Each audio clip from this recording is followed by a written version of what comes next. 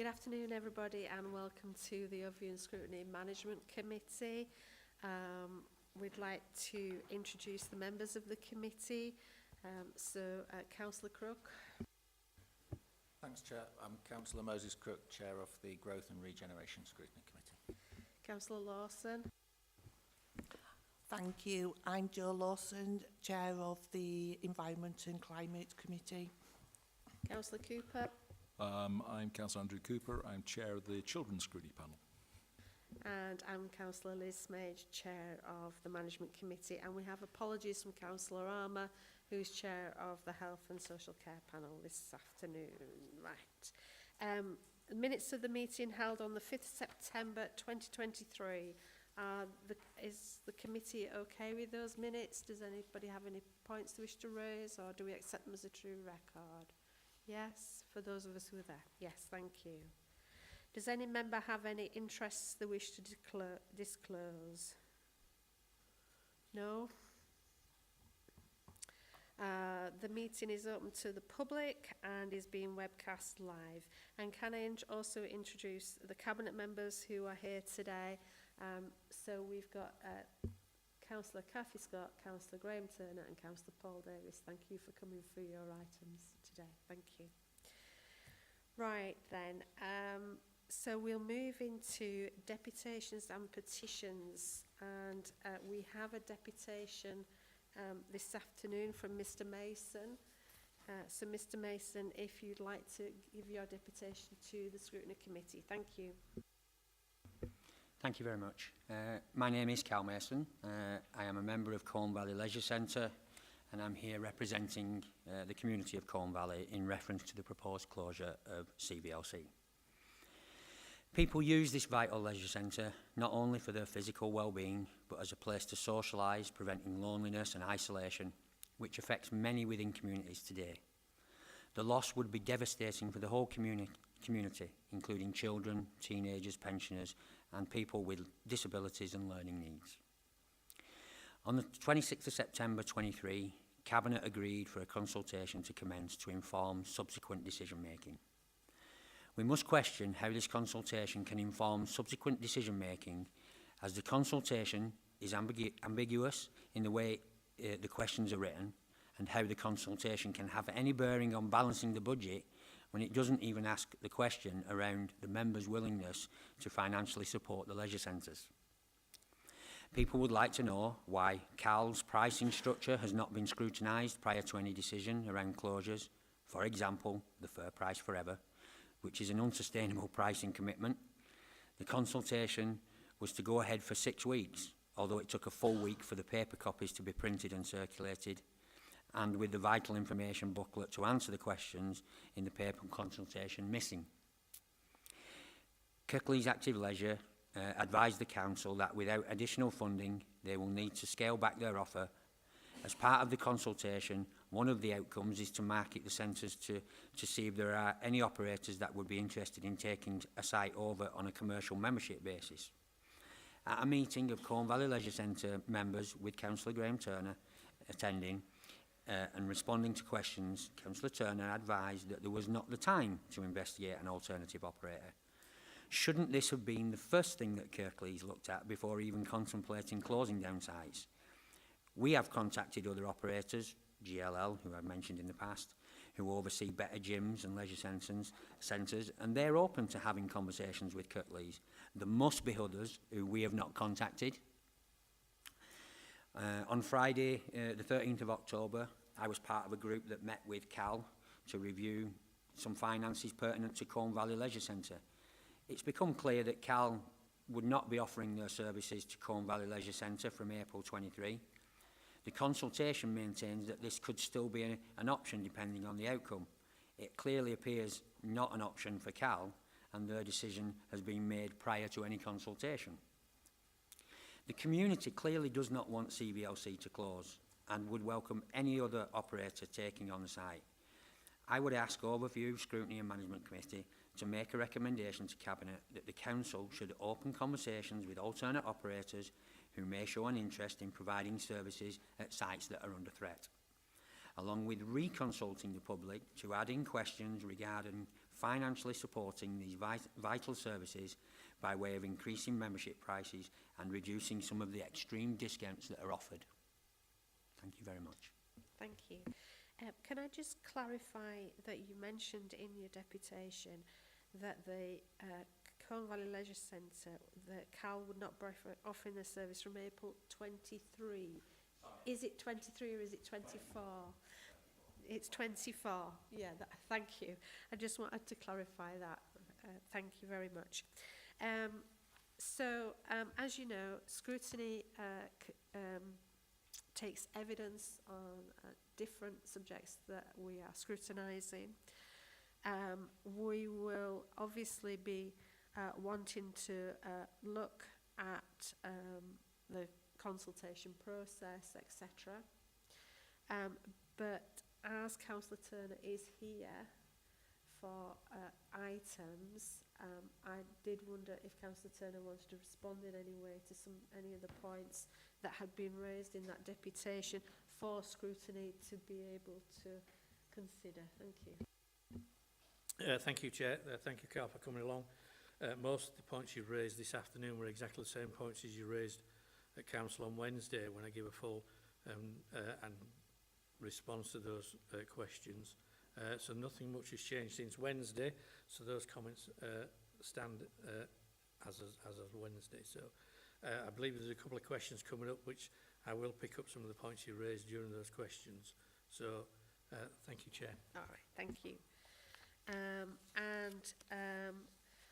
We are, if the information is available, we have an item on our 5th of December Scrutiny Committee around this subject.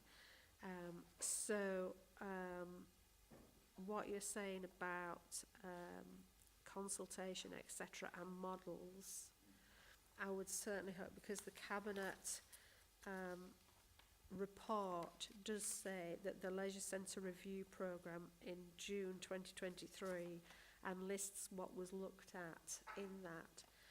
I would hope that as part of our discussions there was information on that for Scrutiny. Okay, all right. But thank you for your deputation.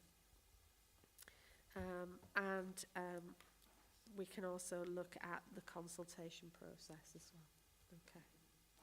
So you have a couple of questions. So again, they're questions that should be for Scrutiny, but in actual fact, I think in essence they're questions for a Cabinet member.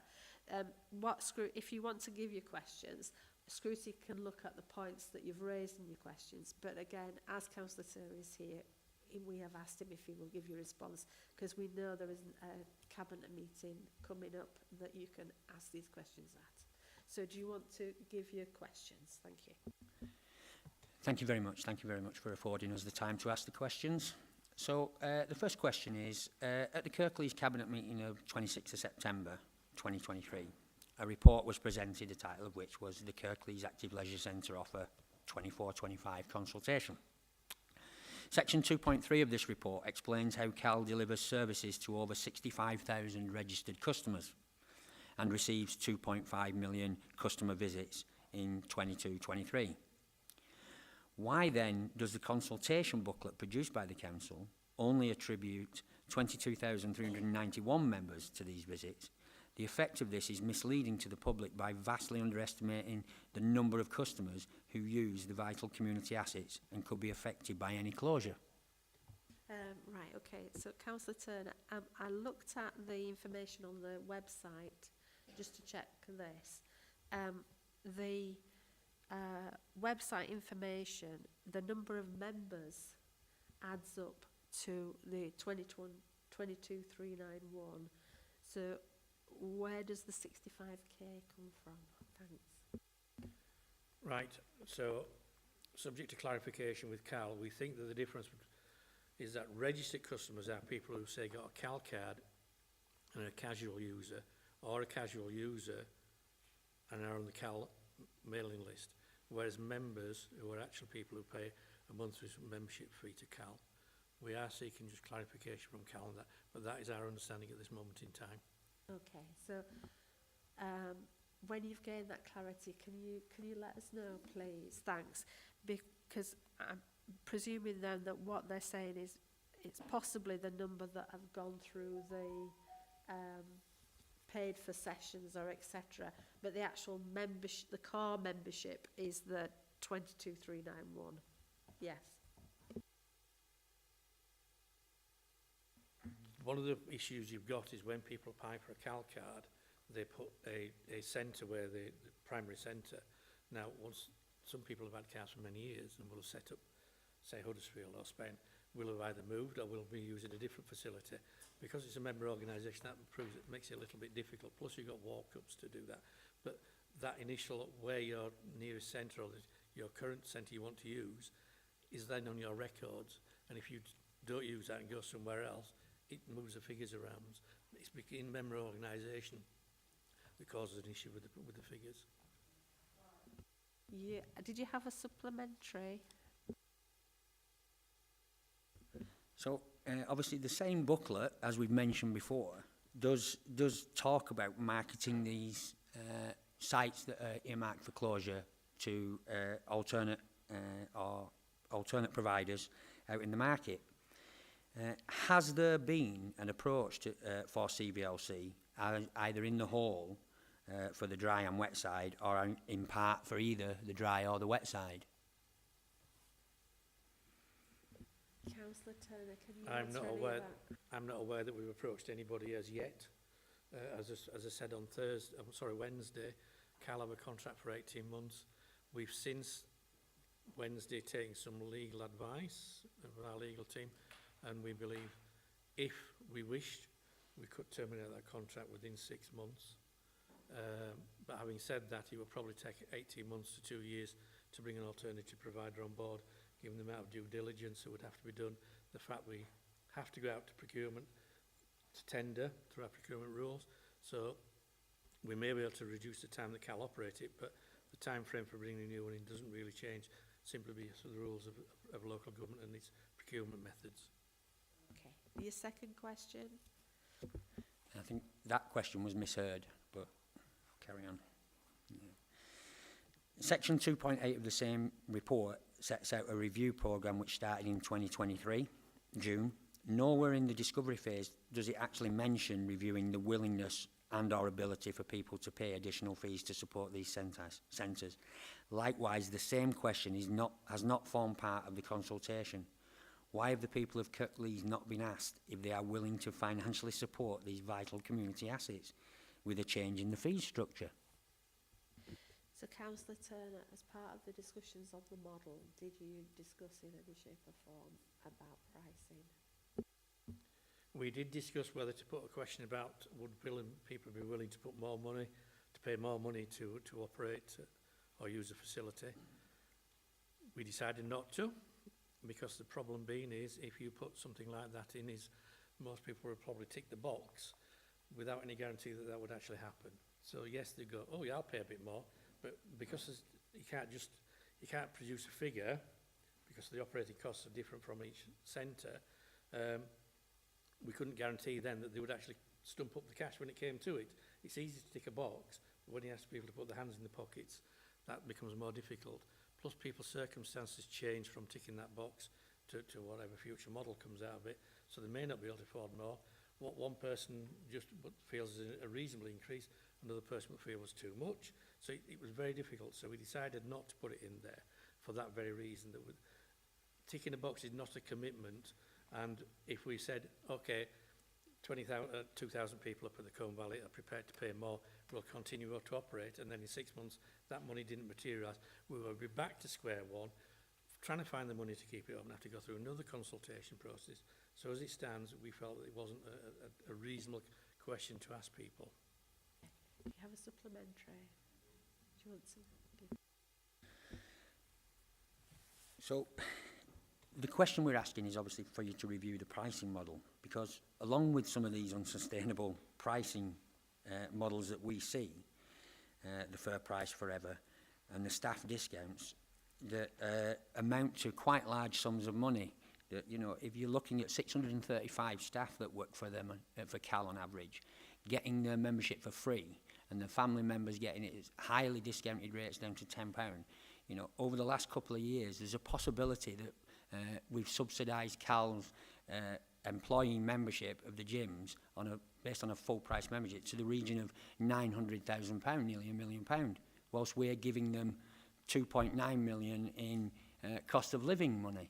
So why would it be seen as right for the taxpayers' money to be subsidising free memberships when the gyms are closing down? As has been stated many times, CAL is an independent charity and operates their own financial model.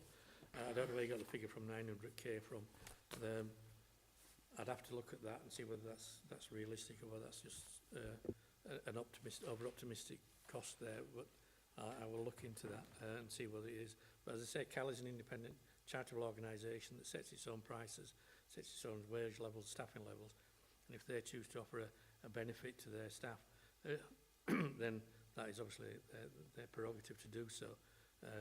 Most organisations, or many organisations, provide staff with some form of benefits or discounts. They are no different from many organisations. And don't forget, many staff within CAL are on the minimum wage, so they're not paid a fortune. They're not on £60,000-70,000 a year. They can afford their own membership. So that's probably one of the things that they decided to try and help their staff were on minimum wage. Thank you, Councillor Turner, for your help with that today. Thank you for your questions, Mr Mason. As I've said, we have on our work programme, we have this item coming to our 5th of December scrutiny meeting. Should the information following the consultation be available for then, if timelines are as they are at the moment. You will be able to see from our agenda, which gets published 7 days before the meeting, if that item is on there, okay. We will certainly take the information in your deputation forward to that meeting to be able to ask those questions, okay. Thank you very much for your time today. Thank you.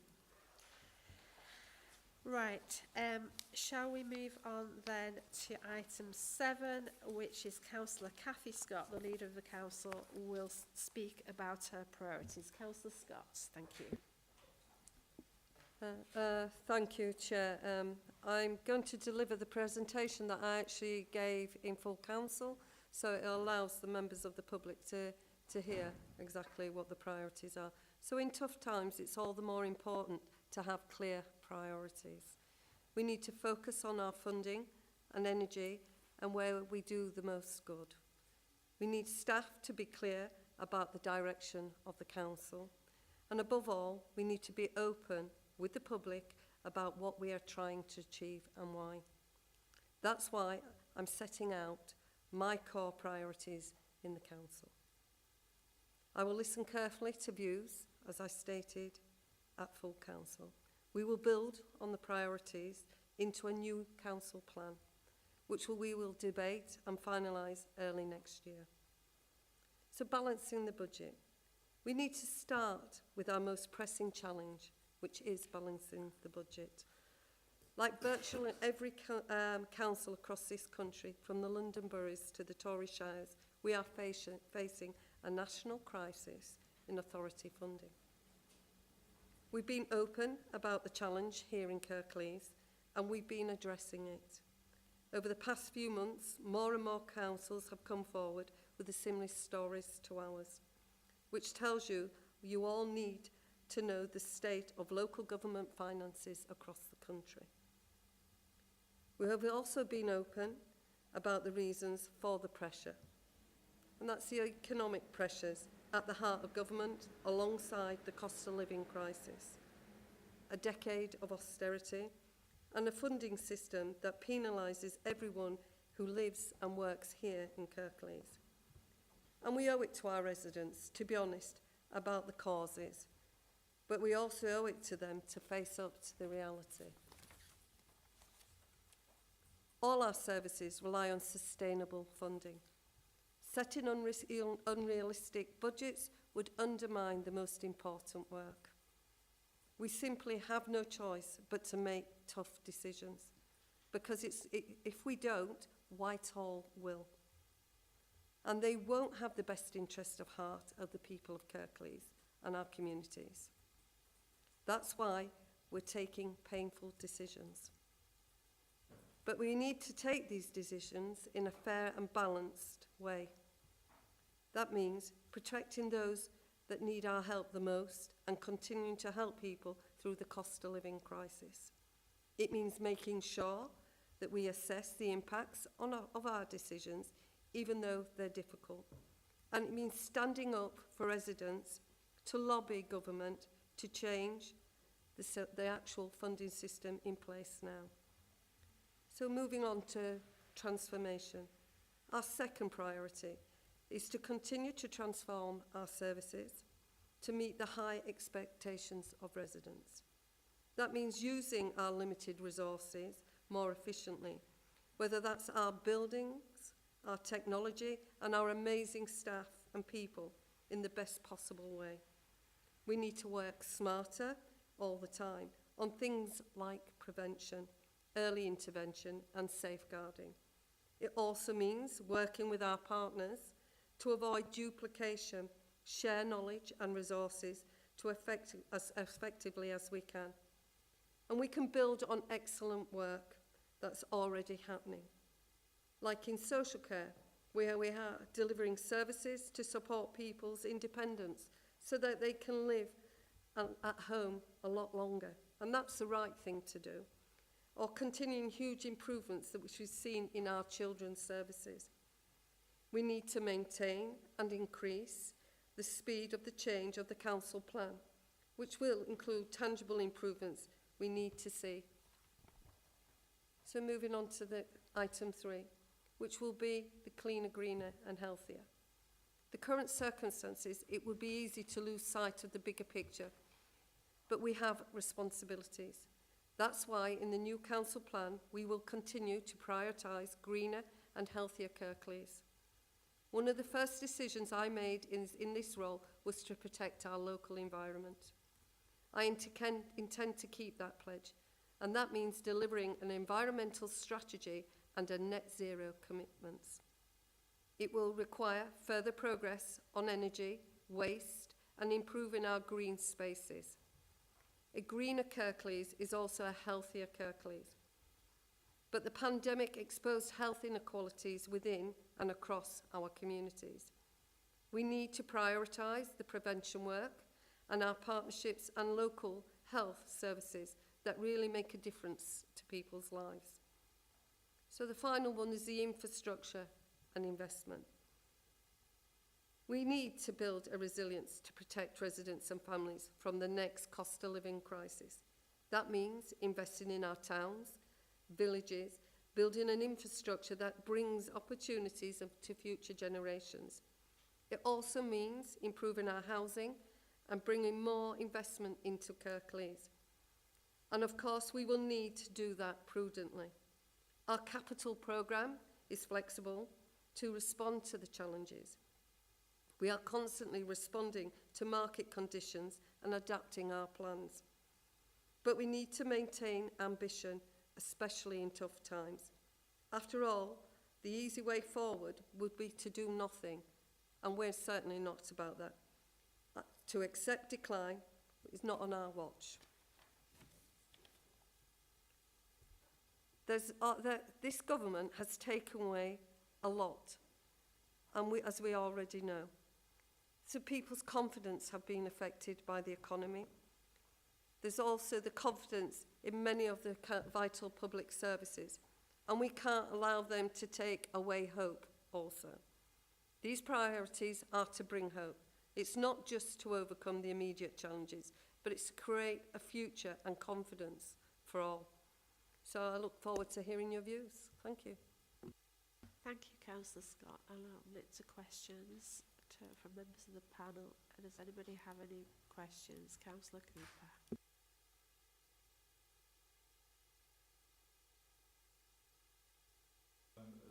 I think an issue in the past with Kirklees, it's not been I've not really regarded it as a politically led council.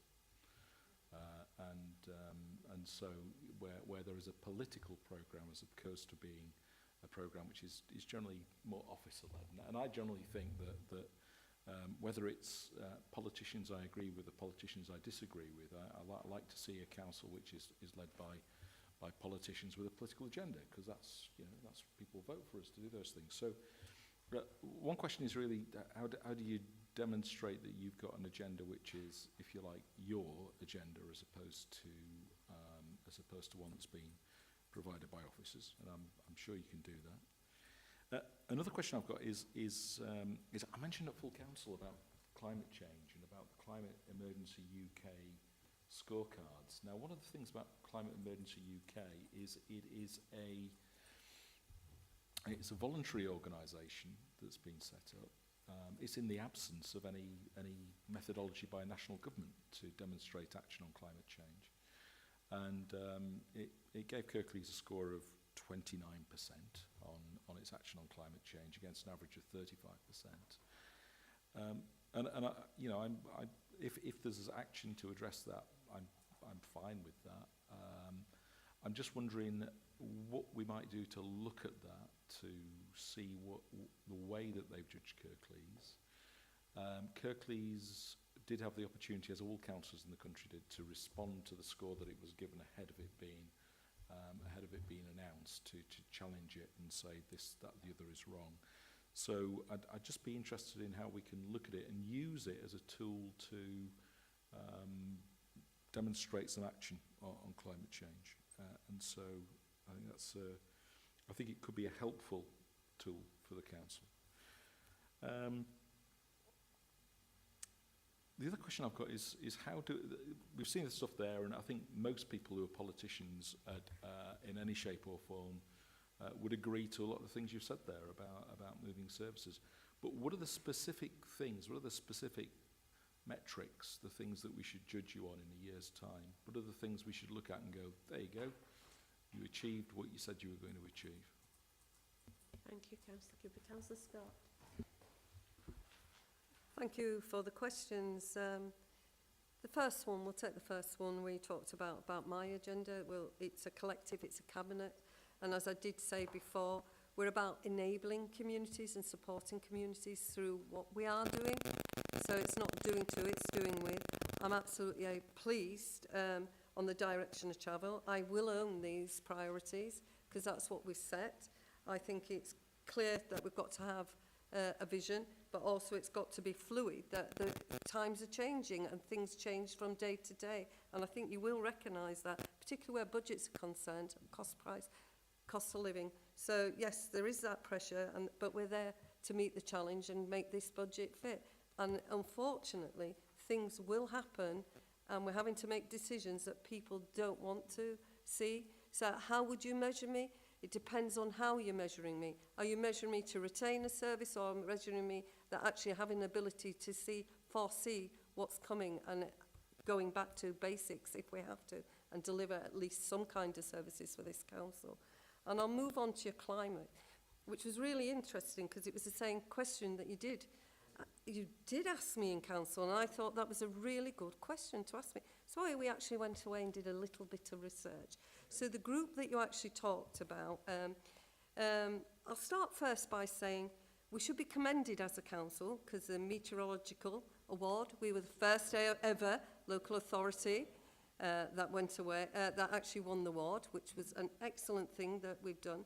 And going back to the one that you mentioned, your group, now then, our CDP score, that obviously that's the Carbon Disclosure Project, the score which it measures the carbon impact, it will be published in 2 months. So the information and the data that you got from last year, there was a greater improvement because we started on 0. I think we were rated at a B, which is good. It's not bad, yeah. So I was absolutely happy about that. But I did take on board, and I asked for the recognition, the one that your comparison to what we were using. That's a meteorological one. That's actually a scientific one and highly rated regards to the independent one that you gave, and the figures that they had are not current and up to date. So I would say Kirklees is to be commended for where they've got to. So I know he wants me to give way to that. Obviously, I don't know all the ins and outs of that, but I think it's an international practice, so, and that award that we won absolutely speaks for itself. Congratulations on the award. And it's good that the council has achieved the award. Climate Emergency UK do the climate scorecards. It's not an award system. It's a way of if you like, looking. It's worth a look through the questions and having a look at that, because it says, have you got a policy on this? Are you have you got a program on putting renewable energy in your council stock? So it's actually looking into a lot of detail about what the policies the council has and what it doesn't have. It's not an award, and it's good that the council gets award for what it does. So I think there is a value in it, and there's a value in looking at it. And you can dispute it, that's fine. But Kirklees compared with, it was only ahead of Wakefield in the 5 West Yorkshire authorities. So there was that. Yeah. Yeah, I guess so. I mean, are we gonna have a look at it? Are we gonna have a look at it? Councillor Smater, thank you ever so much. I actually, as I said to you, we scored B, above average, on that one that you said. But I'm happy to bring Rachel Spencer-Henshaw in. Chair, if you would allow that, because she can explain it in more detail. 29% below 35. Hang on a minute, Councillor Cooper. Let's give Rachel a chance to answer. Thank you. The problem is always with a number of acronyms, isn't it, with this sort of thing? So the scorecard that you've referred to, Councillor Cooper, is a national one, I think, run by a number of pressure groups in terms of giving councils the opportunity to look at what we're doing. I think it relies quite heavily on what's published on the website as opposed to some of the practices within the organisation.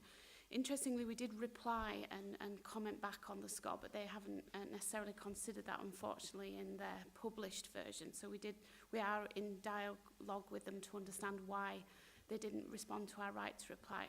I think, as Councillor Scott said, the carbon element, which is that international score, which we scored B on last year, we're really hoping that will improve, because I think that's kind of widely recognised as the biggie in terms of indication of climate impact. But obviously we're really keen, as Councillor Scott said, to take forward anything that will help us showcase some of the brilliant work that we're doing, and obviously where we can improve. Thank you. Thank you. Can I ask a question about progress and going forward on your priorities? So those are the headlines that you've got. So how are those priorities going to be put into practice? So what plans are in place to transform the services and look at the climate change and invest in towns and villages and the finances? What is sort of the next step from those priorities? Right, so the next steps from them priorities, there will be progress reports, so we're being reported back to as Cabinet as we progress through each, it's being risk assessed, and there'll be a lead timeline, so we're able to see if we're on target, if we're not, so all that will be there. I'm happy to come back and share that with you in another meeting, so to come back to you, but that's how it will be. Thank you. Councillor Lawson. I'd just like to add that we're actually discussing air quality tomorrow at the Environment and Climate Committee, and there is quite a few innovations that will be discussed at that committee tomorrow. Councillor Crook, do you have a... Thanks, Chair. Thanks, Cathy. I just wanted to ask a question. It seems to me that the situation that we're facing at the moment is part of a national picture. And despite that, and completely out of our control, a lot of the narrative in press, particularly locally, is very much blame-based on Kirklees. So I wanted to be reassured that we're doing everything we can to reassure our staff, who are an enormous asset for Kirklees and who are suffering as a result of that through redundancies, but also through the impact of that narrative, that it's not their fault, that they're not to blame, that we are caught up in a national picture which is not of our making and certainly not of the staff's making, and that, you know, that they be reassured in that sense. And the other point I wanted to ask about was, and I think you've really answered this as one of Councillor Cooper's questions was about us building resilience for the most vulnerable in our society, economic resilience, because we know that the gap between the poorest 10% and the rest of society has continued to diverge nationally and in Kirklees. So I was reassured that you'd pointed out that we are trying to protect the most vulnerable and build that sort of resilience in. So thanks. I'll respond to about the reassurance. I think it's crucial that we reassure staff and look out for their mental well-being, because during this crisis we often are self-centred, thinking about ourselves rather than thinking about the workforce and what they're trying to deliver. So there is packages in place, there is support mechanisms in place, and I do believe officers are being briefed, and there is that window for should staff need that help and that referral system. But I do think that whilst we have to appreciate the fact that it's not only their work life it's affecting, and also their home life too. So it's about having that wraparound package to ensure. But yet again, cost of living crisis is impacted on that. Can I ask about investment in towns and villages? Is that what the current programme that we see at this moment in time, or are you looking to bring anything other forward within your priorities, or is it just what you're talking about at this moment in time? So the current investment zones that we've got at the moment, that's that, but there was a recent government announcement, particularly for one of our wards, the Dewsbury wards, which I will highlight the fact, but there's a bit of misconception there that there's 20 million coming to a town centre. It's over a 10-year period, and we also have to be clear that it's not all to be spent on one thing that can be we can buy, so say 80% it's capital, 20% revenue. I might have got them figures just slightly wrong, but it's not year on year. We don't know. If there's a change in government, it may impact, it might stop. So at the moment, I would say the blueprints and what plans that we have going forward, whilst there's still the opportunity to deliver some of that, it'll be done on a phased approach because of the current economic climate. And you talked about difficult decisions, and we've got a few consultations running at this moment in time. How, as part of your priorities, if there is anything that is out for consultation, how is the Cabinet, because obviously it will be shared across Cabinet members, going to ensure that the consultations that are running, that everything is in place before the consultations start, so that all the paperwork, etc., everybody has a fair opportunity to respond to those consultations, because as you say, they are some difficult decisions, and everybody needs to have the same opportunities. Yeah. Yeah, I think that's really important that you said. There is dates set for the deadline and consultations. It's very important that people feed into that. But we're not just chasing an outcome, it's the impact. So there is going to be, as soon as we have the information and collated it, things will be working in the background to have a look at it. But it's not a fait accompli. We're actually waiting for the consultation to come back. So there is a timeline, I would imagine, on that. Thank you. Are there any other questions on the priorities? Councillor Cooper. Itself is that we are, councillors are at the heart of everything we do, and one of the things which enables us to demonstrate that, I guess, is the budgets that we're able to deal with at a local level. So councillors' ward budgets, we got community priorities, we've done news and voices where we are hoping to help with some local priorities using the funding that's available through that. I know we're at a time of cuts, but how can we continue to demonstrate that there are things we can do at a local and ward level? Are those sort of funds going to be things that are still going to be available for us to use? So, no decisions have been made on councillors' ward budgets at the moment, but I do think this is now the most crucial time where you should be leading your communities and sourcing and working with partnership, enabling them to do things for themselves, supporting them, doing lottery bids, particularly, and there's the voluntary sector out there that do a huge amount of things, that have a great support mechanism, that can actually mentor others. So I hear what you're saying, but now's more the time, I would say, that councillors need to step up and lead and support their communities. So, yeah. I guess the point about council funding is it can be used as leverage when, for instance, we've got the Communities Ownership Fund, which looks for 20% funding locally to draw in up to £300,000 of external government funding.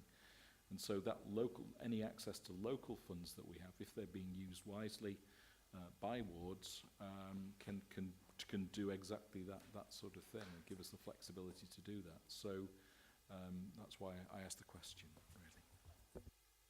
Councillor Scott. Yeah, indeed, I'd like to come back on that. Obviously, there's caveats within funding. So to suggest that that can be done on everything, I'm not sure. It'd have to be checked. But there's using that leverage as match funding, as you say, so just to make sure that people understand that as match funding, lottery do accept it, suicide do accept it. There's a lot of departments that do accept it. But obviously, within our ward budgets, there's certain things that we can't fund. If it was political, which you would agree with me, there's certain other things that you can't use it as much funding for. But I would have thought you have good officers that would be able to tell you what discipline it comes under. Okay, yeah, I mean, certainly, I know examples where ward funds have been used as seed funding to get other funds in, yes. Are there any other questions then for Councillor Scott? Right, okay, so thank you very much. So we asked about how do we know you're achieving your priorities, and you've said that you'll certainly come back and give us more information on that. So what we generally do is we ask the leader of the council to come back towards the end of the year to update us on priorities, but we'll have discussions as to whether that is the end of this municipal year or it can be put into the start of the next municipal year to update on priorities already achieved and your new priorities at the same time. So we'll sort that out. We also asked about climate change, and I'm sure that some of those elements, those questions, can the Environment and Climate Change Panel can take up those questions. And we talked about building resilience for the most vulnerable, our staff, and consultations and ward funds. Okay, thank you for your time. Thank you. Thanks. Can we move now on to the West Yorkshire Joint Services? We're just going to pause a moment while we just change seats. Thank you.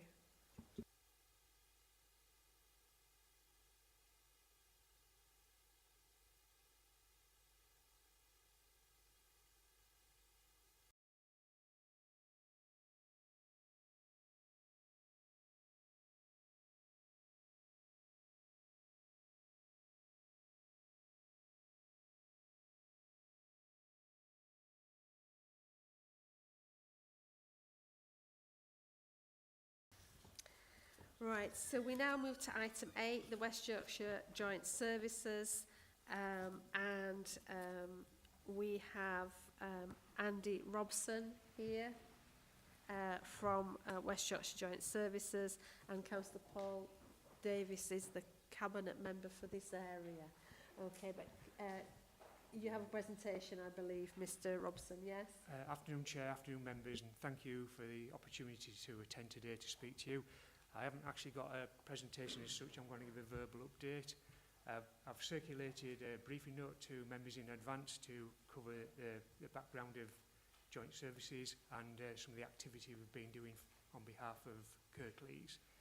I've been in post in joint services for just over a year and joined from North Yorkshire County Council. So basically what I'm doing here today is part of a round of attending overview scrutiny meetings at the 5 West Yorkshire councils. This is the second one I've done. To give you some context about joint services, we have a net budget of 4.8 million, an income of around 5 million. Kirklees' contribution is based on the West Yorkshire share of the population, which is around 18.7%. So your contribution to us is around 821,000, which is about £1.90 per head of population. What I've clearly set out to do with the organisation is to go on a modernisation agenda, but in doing so, not lose the core activities we do. We deliver statutory services on behalf of the 5 West Yorkshire councils. What I've been very clear to my management team is that we align our service business plans to the 5 West Yorkshire priorities. And we cut across a number of those, and those areas we do, we will contribute to your priorities on behalf of citizens and the communities and businesses. It's not without challenges.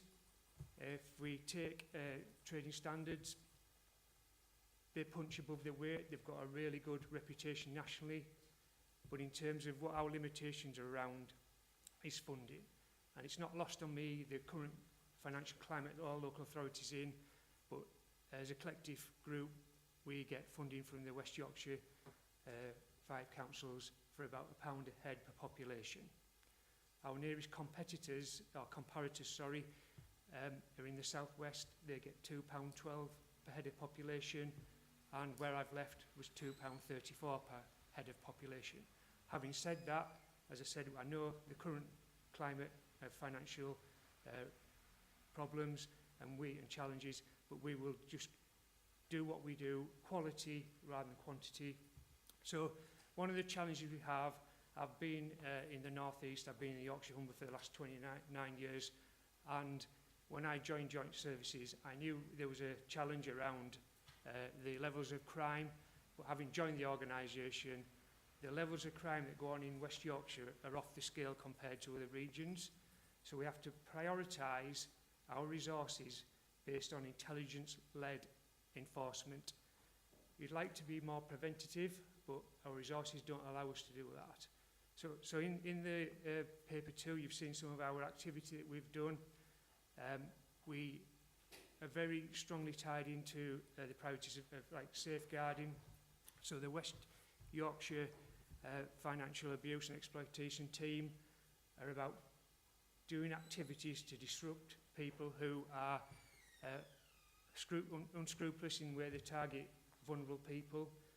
Our aim is to try and do what we can to disrupt that, to ensure that people have independence, they live in their own homes as long as they can, to reduce the burden on the local authorities. I've noticed you've got a paper on later about cost of living crisis. Again, one of our focuses around that, whether it may be weights and measures activity to ensure consumers get the right amount of diesel and petrol in the tank, whether it's other items where the alternative to alternative sources like logs, that they get the right weight of logs or coal in some circumstances, or down to the level of food businesses, so that when times are hard, businesses go for cheaper ingredients and they may use peanuts instead of more expensive almonds, and that's where you get issues around those who've got allergies, and my food team are working in that space to protect those who are vulnerable to allergies. If we look at our other biggest statutory provider for West Yorkshire is Archives. Again, they've got a fantastic reputation. They're one of the best in class.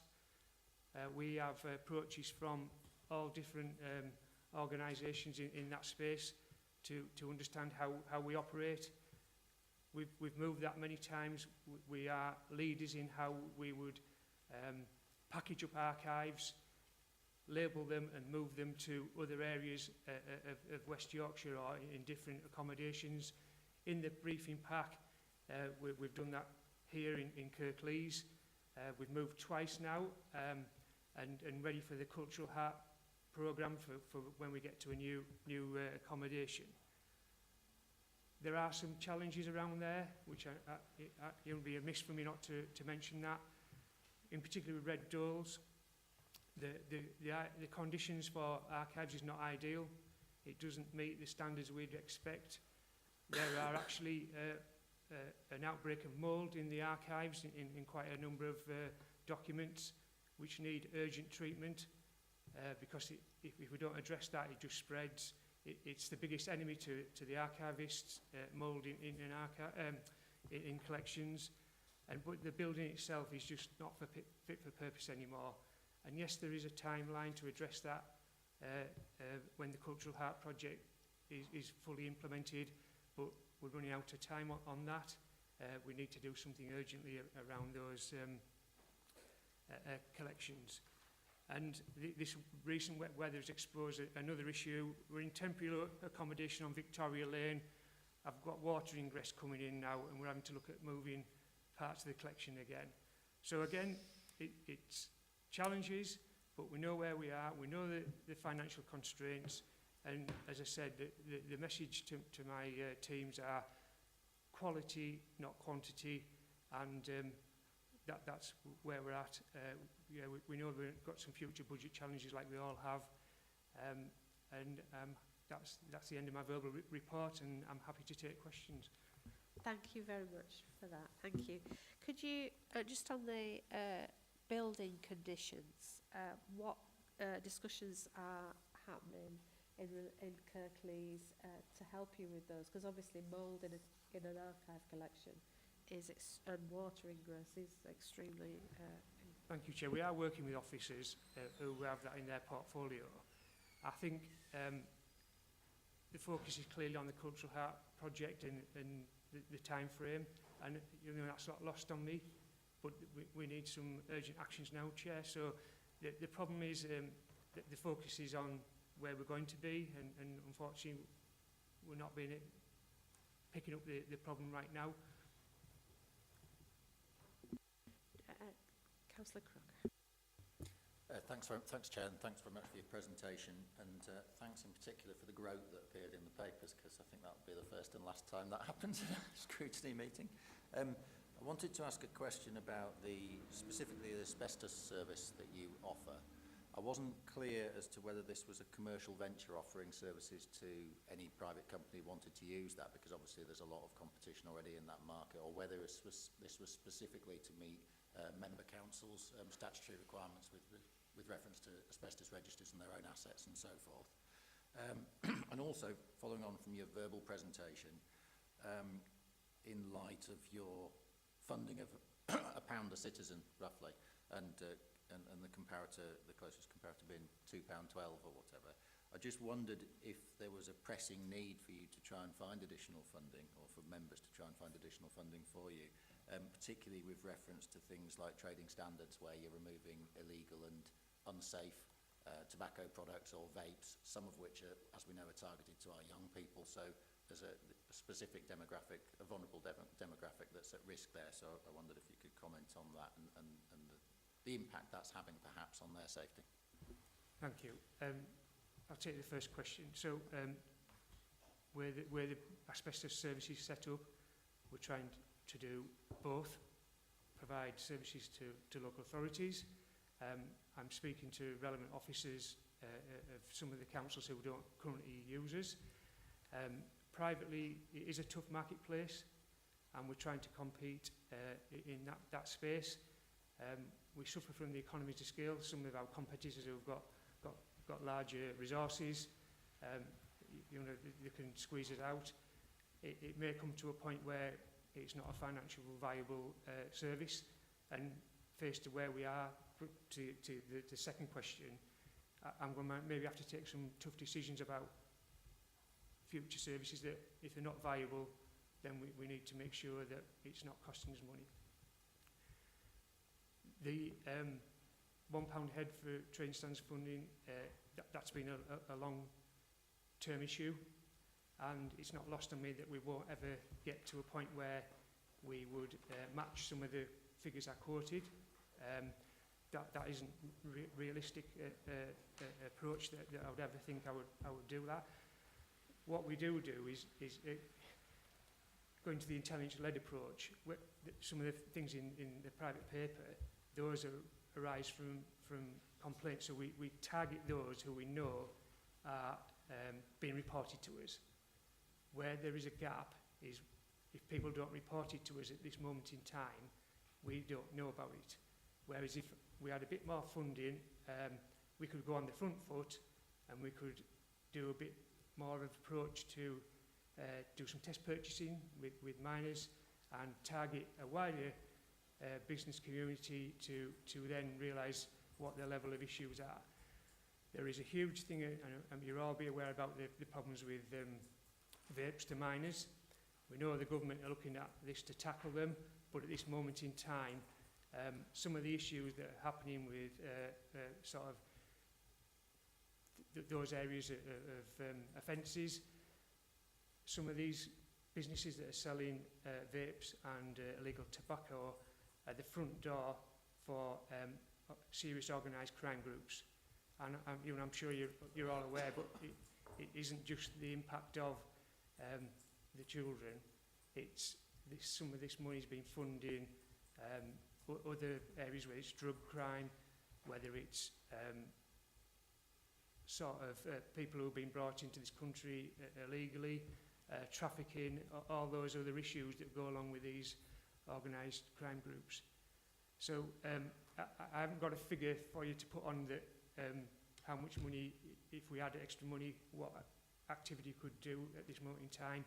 But it's everything, isn't it? It's the more preventative work you can do, like Councillor Cooper mentioned, early interventions, you reap the benefits later down the line. But unfortunately, we're at a point where we're reacting. Okay, yeah. If that's all right, yeah.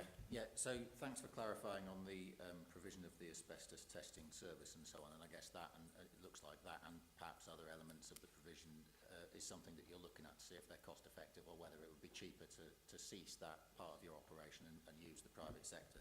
That's fine. Yes. And thank you for clarifying with the funding. So it sounds like the additional funding that other services get is perhaps gives them a diminishing return, in terms of the intelligence-led core service is very successful in West Yorkshire, and that's providing the bulk of the enforcement action, and so there isn't really an issue where, or there isn't an issue where our people are being disadvantaged from a safety perspective by us not having that higher level of funding. It's just that you'd be able to do future intelligence gathering, perhaps. Yeah, thanks for that. Yeah, I mean, there's always the preventive areas we could step into, more education to schools and to young people. That would be a really positive step, but we know we're not there, so we do what we can. Thank you. If anybody wanted to work with yourselves on the education side, would that be something that could happen? Yes, Chair, but it's always linked to if we can get partners to work together. What we do in, say, with the tobacco, and even with the what's termed as a Wi-Fi, we look at partners to signpost and carry messages for us. I'm not coming here to bang the drum for funding, but there's always like that next step. If you could employ an officer who coordinates and goes into areas like schools or young people's networks to do the education programs themselves, that's the better option, but we're not there, so we have to work with partners to try and do what we can. Okay, I was just thinking about the concerns that have been raised about tobacco, obviously, but vapes as well, and the impact on young people, and whether there was any way that West Yorkshire Joint Services would work with others to go into schools. But thank you for that answer. Councillor Cooper. Just looking at the street value of some of the illicit tobacco, which is tens of thousands of pounds. I'm sure there's hundreds of thousands, who knows how much out there. And the costs that are incurred by people who are prosecuted, £400 with maybe £120 fine on top of that. So 500 quid maybe for somebody who might have been selling illicit cigarettes all year without being caught. I just wonder whether we're actually investing enough into this. Another thought that occurs is we, out of our small ward budget, paid for a dog to which was specially trained to sniff out illicit tobacco. And we've got a very small ward budget, and we used that money for that purpose and had a very interesting evening out in Huddersfield. I must say, not your average night out, I must say, but still pretty interesting. And so it sniffed out this work. And it did occur to me that perhaps if West Yorkshire Trading Standards, the police actually owned one of these dogs instead of us having to pay it in at a premium, that perhaps that dog could be catching lots and lots of people selling illicit tobacco. Well, so I do wonder about if we're investing in the right things. It's not something I've considered about doing a joint venture with the police to have our own dog. But we do, as you say, access. There's a national operation called Operation CC where we do access the resources that are available, and we have to take our turn to get the sniffer dogs. It's an interesting point, Councillor, because we're coming across, you're always 2 or 3 steps behind criminal activity. So the people who are doing this activity are always looking at being smarter or trying to do things differently. So some of the things in the paper that I've circulated to conceal illegal tobacco in what looks like a shelving that contains confectionery, and we've had to break into the panels and find it inside transit vans that have sealed compartments. They're becoming alive to the fact that we have seizure powers between us and the police, so they're dealing with less quantities, because when we first started this campaign, you find a transit van full, and that was a big hit. But now they're getting wiser. They'll have, mobile phones that somebody's leaving it in a van round the corner, or in one of the cases they've been using private dwellings, and you wouldn't ever associate those private dwellings with the business. So we have to get more and more sophisticated, and so maybe it is merit in having a dog, but it's sort of, I guess, it looks like to face value at this moment in time, it's the cost of then running a dog, but it's something I can take away and have a talk with my teams. Oh, okay, thank you. Councillor Lawson, did you have a point you wanted to raise? It was regarding the work that you've done at the Pensioners' Fair. Are you willing to sort of come to other sort of community groups for that? And also, can we get copies of the Little Book of Big Scams, please? The second part, yes, I'm sure we can. I can arrange that. We try and do it under that Wi-Fi umbrella, disruption tactics, but again, it's based on intelligence. So we will do things like pensioners' fairs. There's the Operation Athena that I've mentioned. So again, in an ideal world, we'd be going around all the communities in West Yorkshire, but again, it's just not achievable right now. But if we get the intelligence, now there is a barrier to this in that if you're a vulnerable victim, you are really scared to report that you've been scammed, because then we've done a lot of profiling on us. It goes through that person's mind, am I fit to be living at home independently when I'm losing this high level of my savings? Am my family going to think I need to be not in my own home? So we have to go and talk to the people to do a face-to-face to get them, or a trusted friend or neighbour, to tell us that this activity is happening, and then we can tackle it. But again, these are big investigations, and it's about disruption. But having said that, if you put a request into us, I can't say when we'll get there, but we'll put it on the list. If there's some intelligence that community is being targeted, it'll go up the priority list. Yeah. I'm just making a note of your request for the book. Thank you. Okay. Your microphone's still on. That's it. Thank you. Thanks. And thank you for your time today.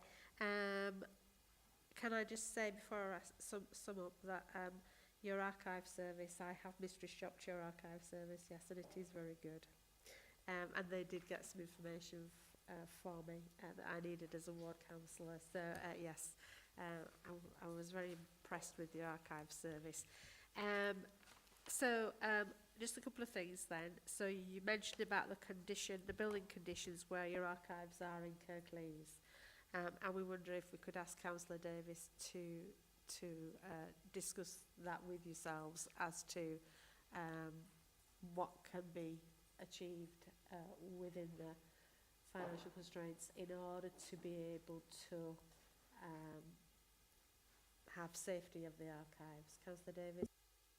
Yeah, absolutely. It's an issue we have been discussing, and I think, as we referred to, there is a plan in place, and I have raised it a number of times because it is, I agree, a significant issue. I've been there myself, had a tour around with the archives team to look at the mould and some of the fantastic work we actually did, because we brought in some external support in way to clean some of the mould, but the problem is, obviously, if you don't get the conditions right, then it continues. So yeah, absolutely, we can do that. Absolutely. Thank you very much.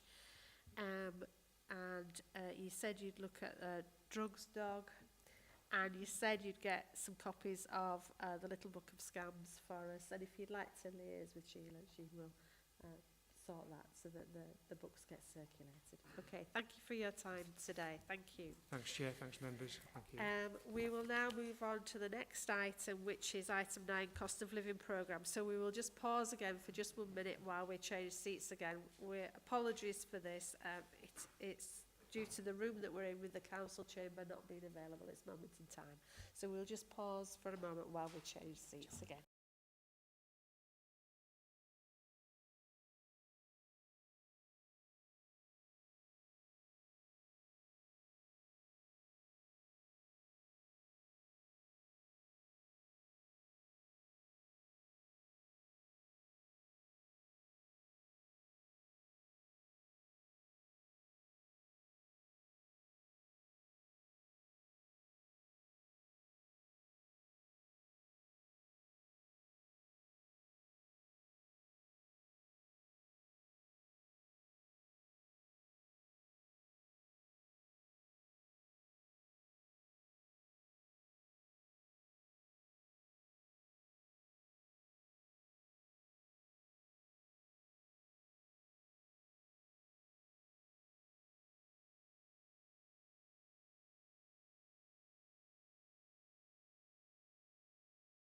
Right, thank you.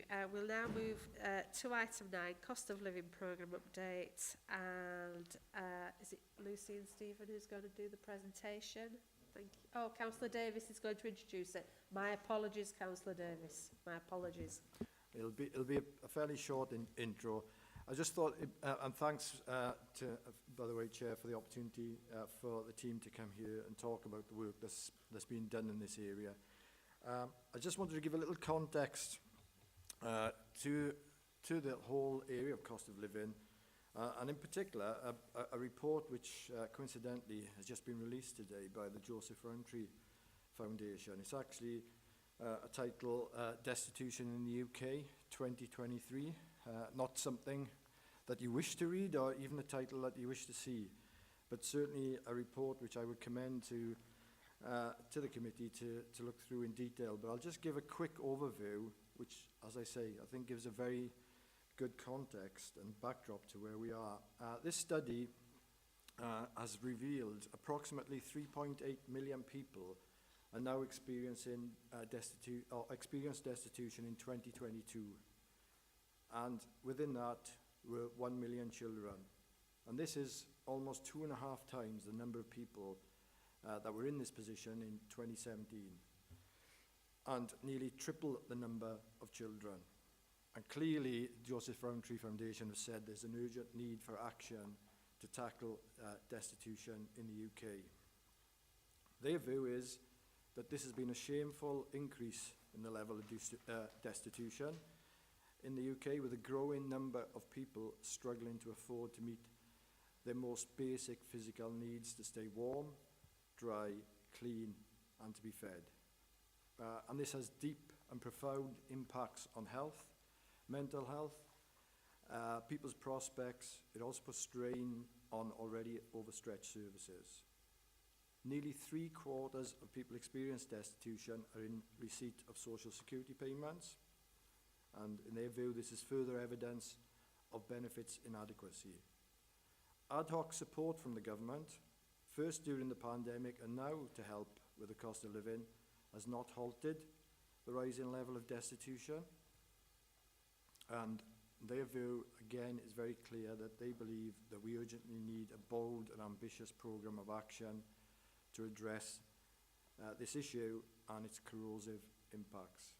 Now, of course, there is in no way are we in this presentation trying to resolve those issues, but I think this context is pointing to a broader issue that we face across the country, and obviously is referring to decisions that need to be made at government level as well. But I think what it does demonstrate very, very clearly that this is not an issue that's going away. In fact, this is an issue that's continuing to deteriorate.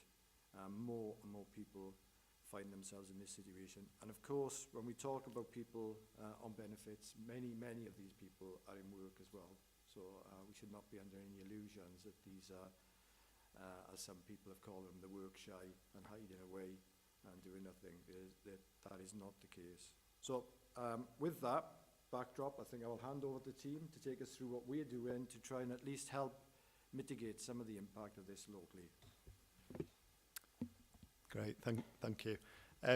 So you've got a report in front of you. I won't repeat everything in there, but I'll just draw out some of the key points. So firstly, on our priorities, the thing to emphasise here is the three priorities cover the different ways in which the cost of living is affecting people and the different kind of approaches that we need to address it. So in terms of priority one, we know that people and businesses are being affected by cost of living pressures now, and we knew that that had to be one of the areas of focus in the programme. In terms of priority two, that's really covering place-based activity. That's things like the role of councillors as place leaders. It's things like local housing support as well. And then priority three, and I think this is something that's really, that I know in national, regional conversations that I've had with people in other councils, that this is something that we're considering actually more than other areas are, and other councils have been impressed by the extent to which we're considering this and the connection. And that's the long-term, the medium and long-term challenges. I think that's recognising that some of the causes of the cost of living pressures are not just short-term pressures, but they're longer-term things, and they're things related to skills and productivity, related to economic strategy.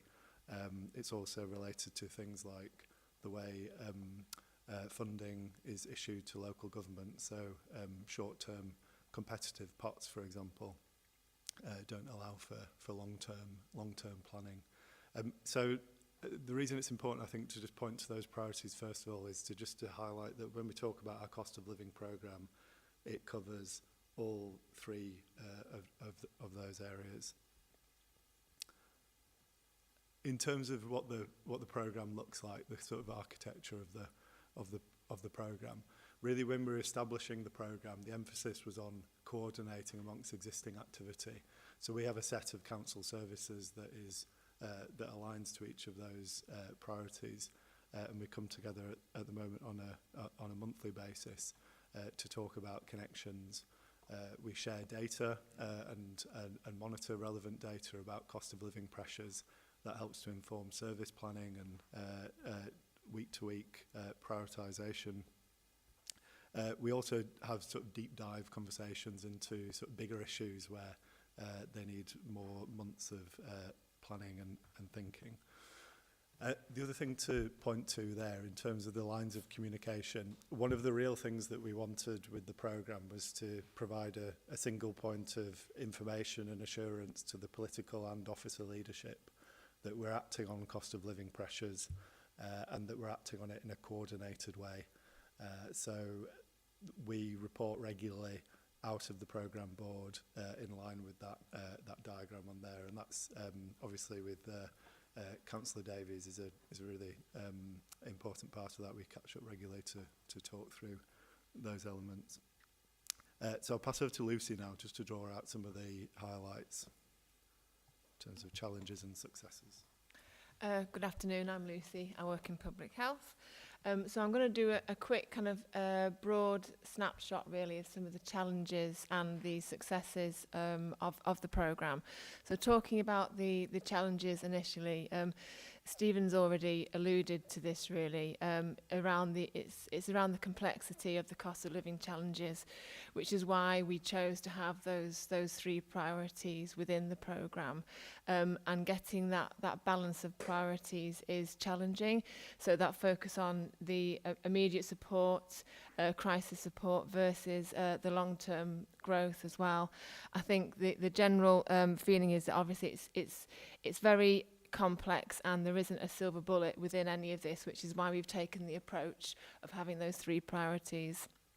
The impact of persistent poverty is really important in this space. So we know that cost of living is having an impact on all residents across Kirklees, on businesses, on organisations as well. But we also know that people who are already experiencing poverty are more significantly impacted because of cost of living challenges. So that kind of in-work poverty that we've already mentioned, stuff around having to make very serious decisions around heating or eating, the impact that this has on people's mental health, on children, young people and families. The best place to kind of look to understand this more is the Director of Public Health annual report, which is on poverty this year. So we can share details of that because that really does demonstrate the impact of persistent poverty. Another example of challenge is the reach of the programme. So within that, I suppose I'm talking more about that immediate support for crisis support. We have a broad range of information which is available on our cost of living web pages, but we also understand that there are sections of the community which are digitally excluded, for example, or who don't traditionally use social media or computers to access their information. So we have also produced some cost of living leaflets as well, which we've shared kind of amongst a number of frontline organisations and frontline staff, as well as with ward members as well. And what feedback has been with those leaflets is that they enable a conversation to take place. So I think it's just about recognising that the broad comms is obviously incredibly important, but it's also really important to remember the places where people have conversations as well within communities. Stephen's already talked about the challenges of competitive funding. Obviously, it takes quite a significant capacity to apply for funding, and then if you are successful to manage and performance manage that funding as well. And also there will always be a number of other local authorities who are bidding in for that funding as well. So it's a very competitive process. And then really the resources and finance point is just a kind of general reflection really on the impact that cost of living is having on all kind of organisations and businesses across Kirklees, including the local authority, and just reflecting on the impact that is having on the work which we're managing as well. Moving on to the successes. Again, this is a snapshot. This isn't kind of totality of the successes of the programme, but I'll just talk through a few of these here. So the bread and butter thing, which probably the majority of you have heard about, is an affordable food scheme within Kirklees, which is funded through the local authority, but also initially with colleagues from Cummins as well, and is supported through third sector leaders. This is a really kind of excellent example, not just of providing affordable, good quality food, but it's also a hyper-local model. So as you'll know, we have 10 hubs within Kirklees where the food is kind of taken directly to communities to access.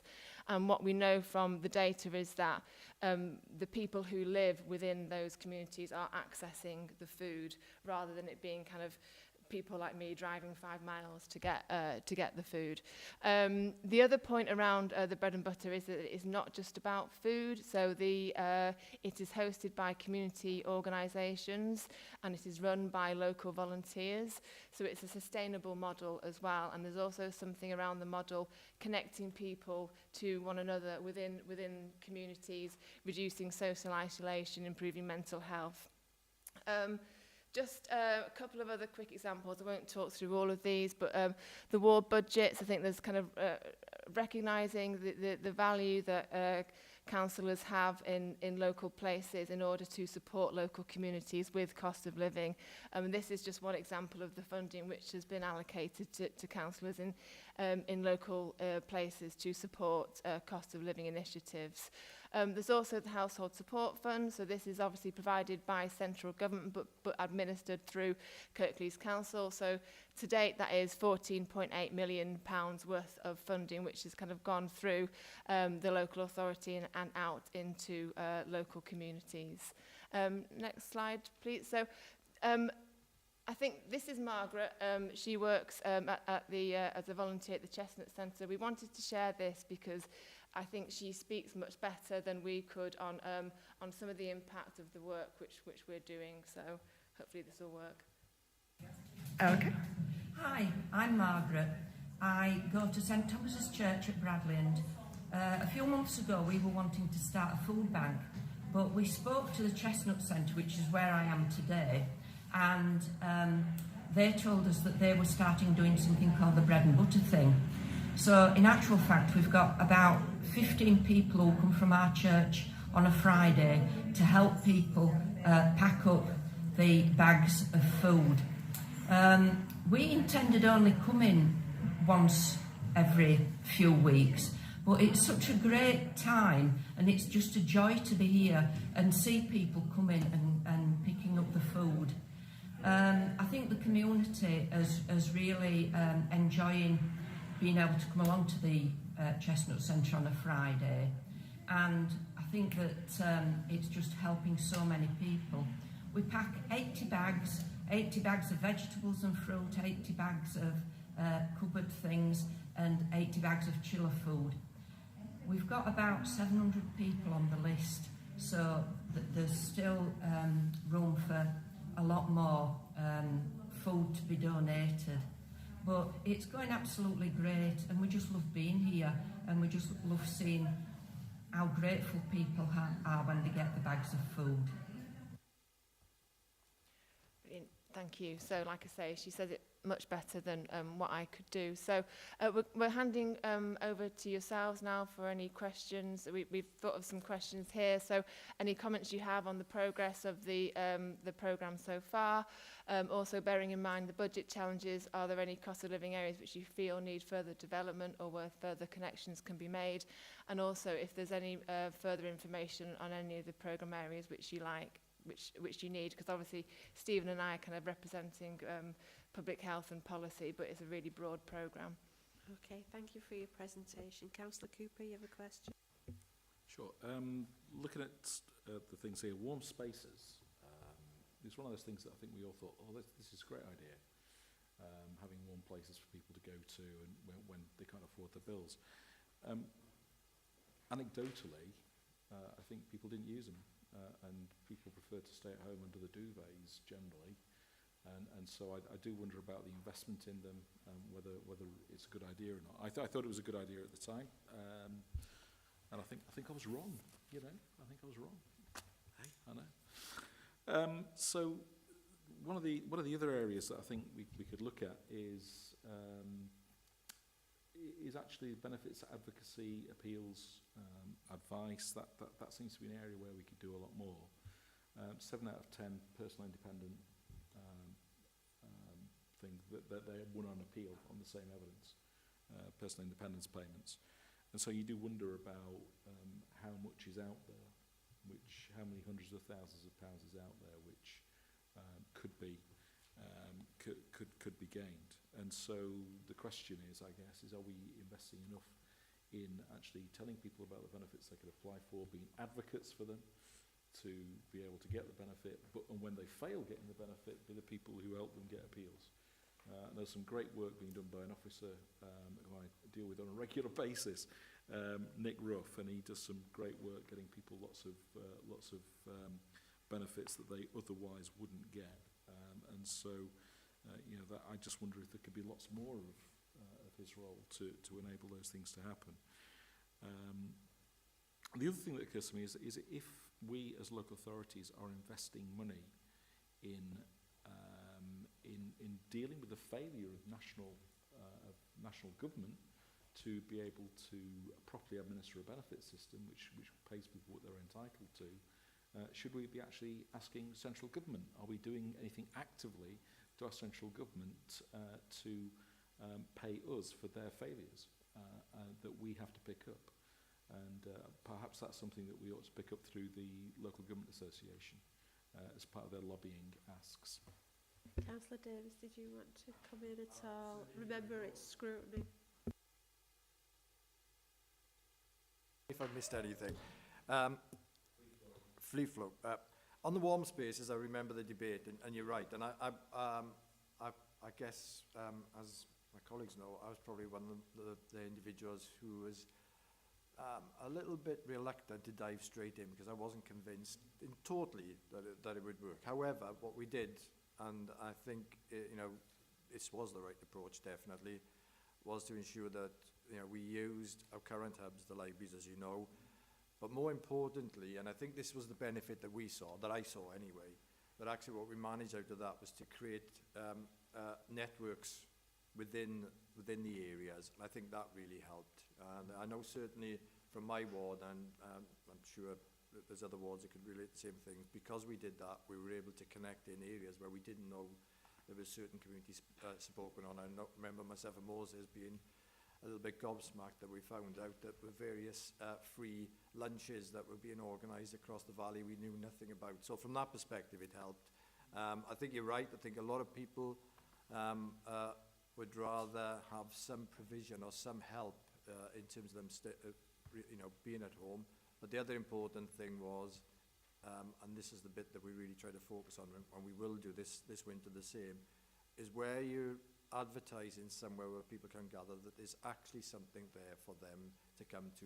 So whether there's activities, support, going back to your point about advocacy and support and those things. So that's what we've been focused on. But yeah, you're right. I think corralling the poor into sheds with some sort of heat in is not where we want to be going in any shape or form. And I think, that there was sort of pictures that I think many of us had in our minds of that, which was never going to work. And I know that wasn't what you were proposing, because I remember the discussions we had. So we'll continue. We are continuing to work on that basis, and we'll develop that further. I think in terms of the advocacy, going back to what I just said a little bit earlier on, what we want to try and do is create certainly more support. And you see this with the access to services strategy as well. More support locally, using particularly our libraries and other buildings where we can. That's not always advocacy, because advocacy is somewhat different, but it is providing support and signposting. We do have an advocacy team, as you say. It's a relatively small team, but we also have contracts, and Julian will probably be able to provide more detail if you need it today, in terms of our contracts with the CAB and with other agencies as well. And I don't know, Julian, if you want to add a bit more flesh to that one, please.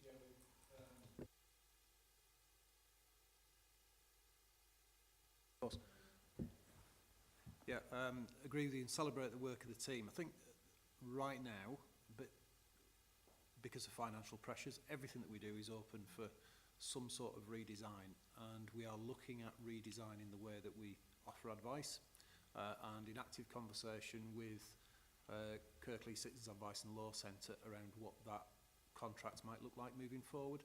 I think it's important that we have that conversation early and that we understand what opportunities they might bring by both modernising and looking at different ways of delivering, which Councillor Davies refers to. Those conversations are ongoing. And I think just to add to that, I think certainly any input, and this applies right across, this group and other councillors, any input people have, we'd be happy to, have that, and Julian certainly we're happy to have those views as well. I love your point about central government. I think I'm in total agreement with you. It would be very interesting, wouldn't it, to put together a proposal in terms of how much support that we're giving to administering some of the things that are coming through to us. And Julian and his team did a huge amount of work, as I think we're all aware, in terms of distributing, which we wanted to do, distributing monies, particularly around the council tax rebate, as it was called, even though it really wasn't a rebate in that sense, it was slightly different.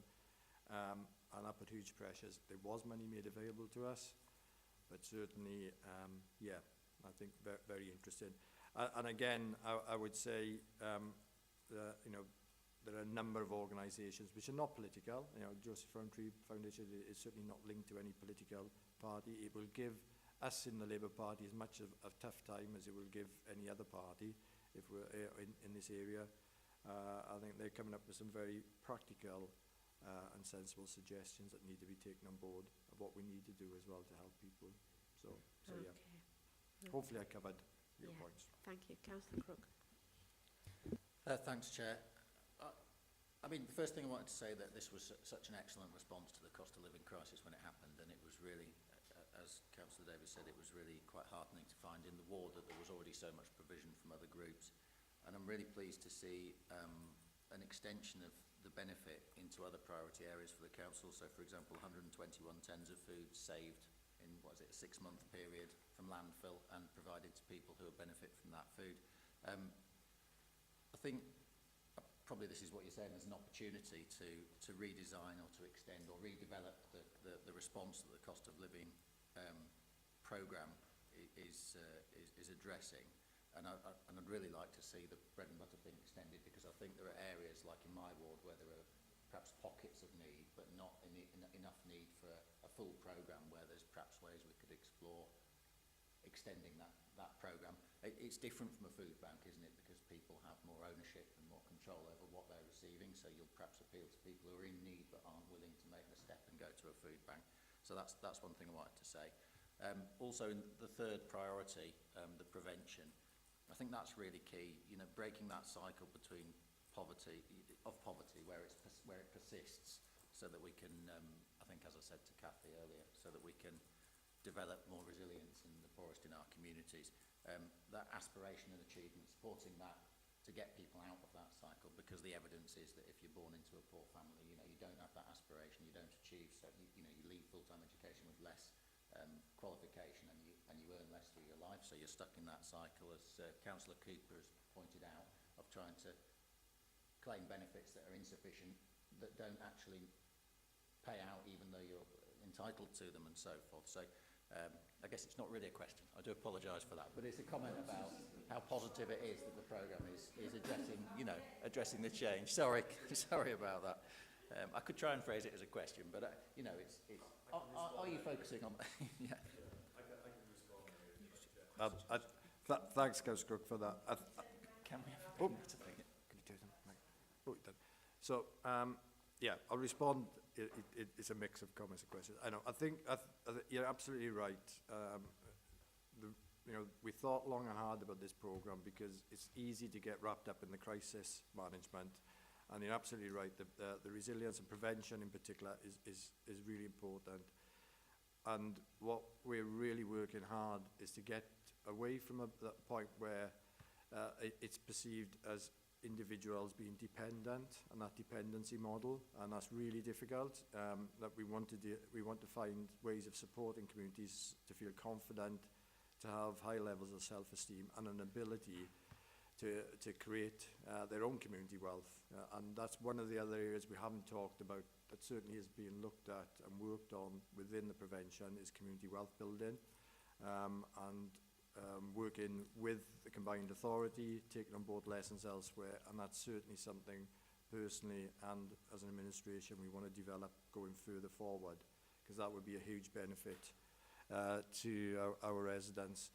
And I take part in the Tackling Poverty Partnerships that Lucy and her colleagues set up, and it's very, very clear that right across the third sector, the voluntary base that supports this, everybody is the same frame of mind that we have to get away from a dependency model, that we have to find ways of creating sustainable support and self-resilience. That does not mean we just let people go off and basically starve. It means we find ways of creating sustainable support and helping communities through their efforts to build that resilience and that economic benefit within their own area. So we're being ambitious in that respect, because I think we should be ambitious. We've been ambitious for our people who are in this position in Kirklees. We know it's going to be difficult to do that. I think we're also realistic that it also needs government intervention, but I do think we can make an impact in those areas. So, and this, Stephen pointed a little bit to this. This is the bit that's gained quite a bit of attention elsewhere, because I think we've taken a different approach to this than many authorities in that regard. So. Okay, thank you. Councillor Lawson. Thank you, Chair. Is regarding warm spaces, I must admit when I first heard about it, spoke to people within the ward that might be sort of stakeholders to set something, we always came to the thing where it had to have a purpose. Not like, oh, we'll open the hole up, we'll put the heating on, and that kind of thing. And I found quite a few within my ward we actually went round with the cost of living support things, and the ones that had sort of say at Thornton Lodge, instead of having a craft group that was say 10 while 12, it was 10 while 2, but there was things for people to do. There was light lunch, there was refreshments and various things, and that was very well attended. We had various ones within church halls that also were lunch clubs and various things like that. So I do feel that as long as they've got a purpose, that people can actually say, oh, come down here, we've got it's knit and natter, or this crafting, or we talk about this, etc., then I actually think it's something that we need to continue to give support to. Regarding the bread and butter thing, as somebody who actually volunteers at my local bread and butter thing, I can echo what Margaret has said. I can also think the team that we've actually got there, we are friends as well. People who actually maybe who've never volunteered before have actually come down to actually help out because they can see the need for it. I would only say that is maybe, I won't use the word is, I'm trying to look at the right word. I don't think captive audience is the right thing, but is trying to get people more help and support. And I think it comes down to sort of the entitlement of benefits. Maybe having people having somebody coming down there for the hour or so while it's actually being run would be a really good idea. Thank you. No, okay. Can I just quickly ask a few points then, because time is getting on. It is a really important subject, so I wanted to give it a bit of discussion time because it's very important. I agree about the warm spaces, activities. People go to activities rather than something that is specifically a building that's open. They go to activities, and I think prefer that. But it's how we can have information at not just libraries but other centres where there are activities that people go, that in actual fact if people wanted or needed some help they could get some signposting. I think that's important. Can I ask about the money that's allocated to one community and third sector leaders to go out to community groups? And I know that your report says you've got some household support fund that, and also the West Yorkshire Mayor's fund is at one community. Have we got any assessment of how that is being allocated across Kirklees and how groups are managing to apply for it? Because it has certain criteria with it. So is it that all groups that would wish to apply, are they able to apply? And what is the coverage across Kirklees with it, please? Thanks, Chair. I'll ask Julian if you could pick it. Julian has the detail on that. So, Julian, if I can hand over to yourself. Of course.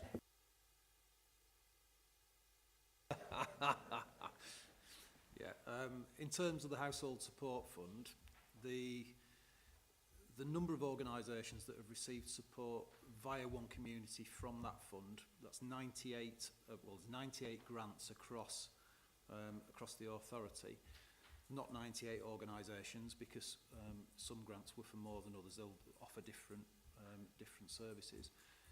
From a quick look through those organisations, there is a broad spread across the borough. That's both north and south Kirklees. There doesn't appear to be any difference between the two. I could run through a list of the organisations that have benefited, but I'm not sure that would bring any additionality. But I'm convinced that we've got sufficient spread across the borough to be satisfied that it's reaching the organisations that we would want it to reach. I think there is a relatively light touch approach by one community in terms of some of the decision making. I don't think this is like applying for a national lottery bid, but we do recognise that some organisations are quite small and that they would find it difficult either to have the experience or the understanding of what might be required in terms of a bid. But as far as actually having some sort of due diligence and governance arrangement in place, which we inevitably need, I think one community are better at that perhaps than we are as an authority. We've got a very heavy due diligence process, and it's probably more daunting to apply direct to us than it would be through them.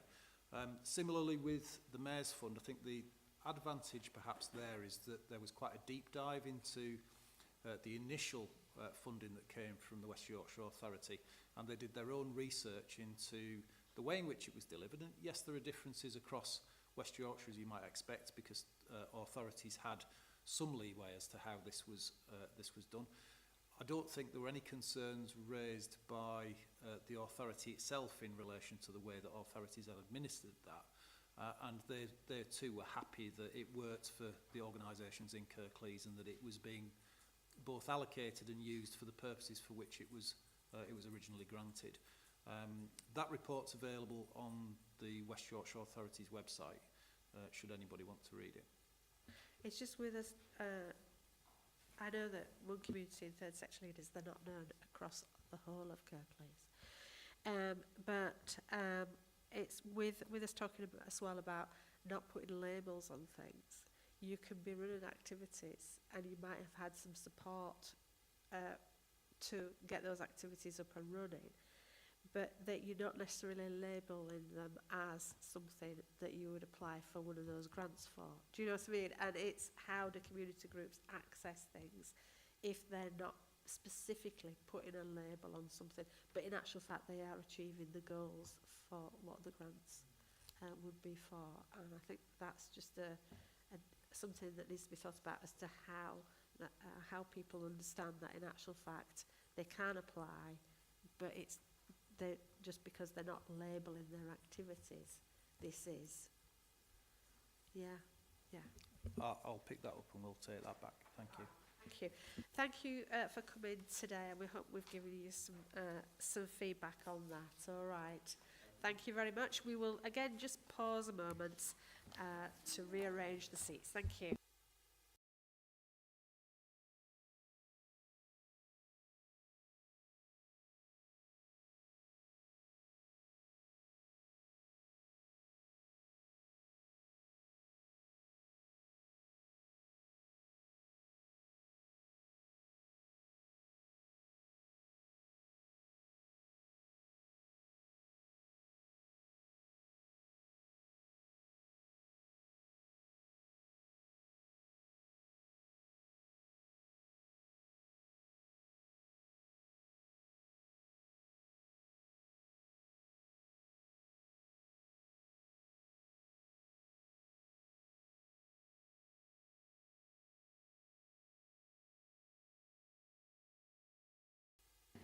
Right, we'll now move on to item 10, corporate property strategy, and Councillor Turner, I believe you're introducing this item for us. Thank you. Thank you, Chair. Very briefly, this paper is on our new strategy for how we deal with our property assets. And it is property assets, it's not the rest of the assets, highways, etc. This is about property. As we all know, we're in the process of slimming down the council. We also have a change in working relationship with people who do hybrid working, so we don't need quite as much office space perhaps. Some of our buildings are now surplus to requirements. So we've had a look at the policy, and this is a new policy, and this will lead to the forthcoming disposals policy as well. So Dan will take us through this, as Dan has authored this report.